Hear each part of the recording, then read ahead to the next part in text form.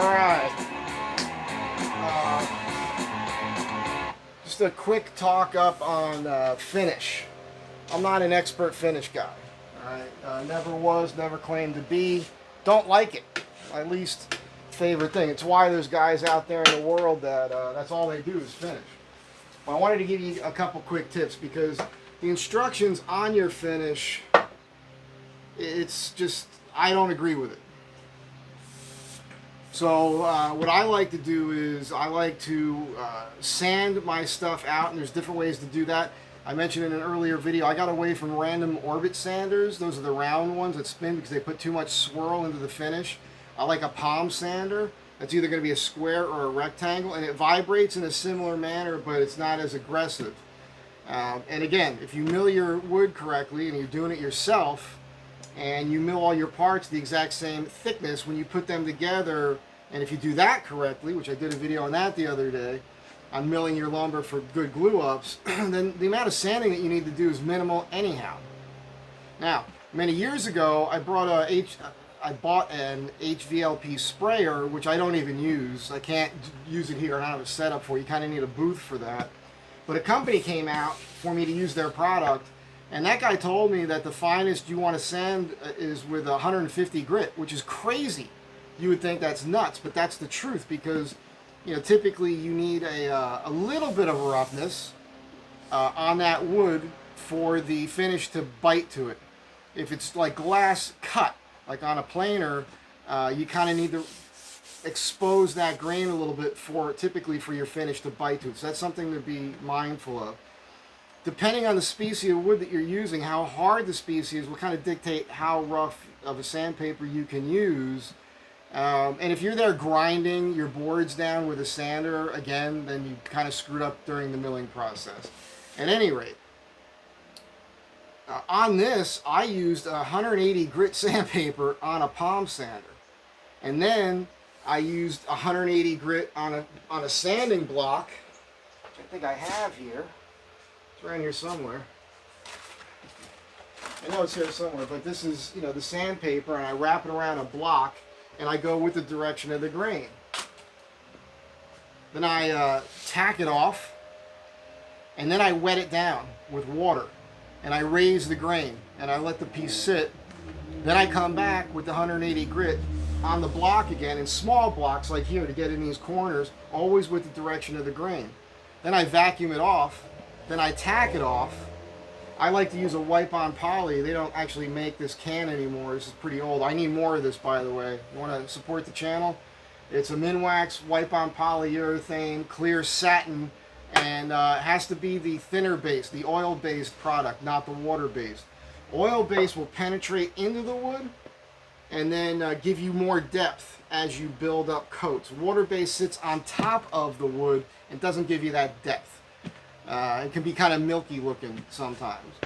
So I prefer an oil base. At any rate, I raise the grain with the water, then I come back with little blocks and the bigger block, and again, I go with the grain with like 180 is usually good enough. Quick note on sanding, when it comes to softwood like this pine, you don't want to hit that with anything really, you know, lower number than a 150 in my opinion, because the scratches that you create with sandpaper in softer wood, they're more difficult to get rid of. At any rate, then I apply finish. After the first coat is dry, I tack it off and I apply a second coat of finish without sanding. Now, because I wet it down first and then sand it again before the first coat, highly unlikely to get much grain raise. All right, so on the instructions they tell you 220 between coats, which is too rough in my opinion. I'll get to that in a moment. But the reason is because they don't tell you to wet the piece down first and then sand again before you apply your first coat of finish. So if you don't do that step, what happens is you apply your first coat and you're going to get grain raise. So you kind of have to put a sand on that first coat to apply your second coat. But if you've done it the way I've described it, you don't get grain raise, or at least very little. So you can go ahead and wipe a second coat on without sanding. Why do I do that? I do that because if you put a first coat on and then you sand, you're sanding through the first coat right back down to the wood, and you risk scratching the wood again. You don't want to do that. So my system is something I've come up with after about 40 years of doing this. So that's what I do. So I'll do a second coat. Sometimes I prefer to do a third coat, again, without sanding after the second coat. In this case, I had a little bit of a schmutz problem here, so I had to sand after the second coat. But I like to get 3 coats on without any sanding. Then, I'm going to use a 400 grit, not a 220, a 400 on the block. And I'm going to go with the direction of the grain. I'm going to use little blocks where I need to, always with the direction of the grain.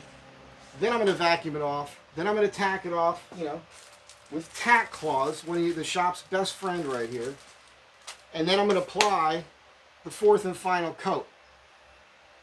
Now on a door like this, 4 coats is enough. It's fine. That could be enough on anything, really. If I'm doing a counter that's going to see a lot of use or water, like this vanity here, I'm probably going to go 5 or 6 coats of finish on that top. It's also important, like on a top, that you glue up to seal the end grain and the bottom as well as the top.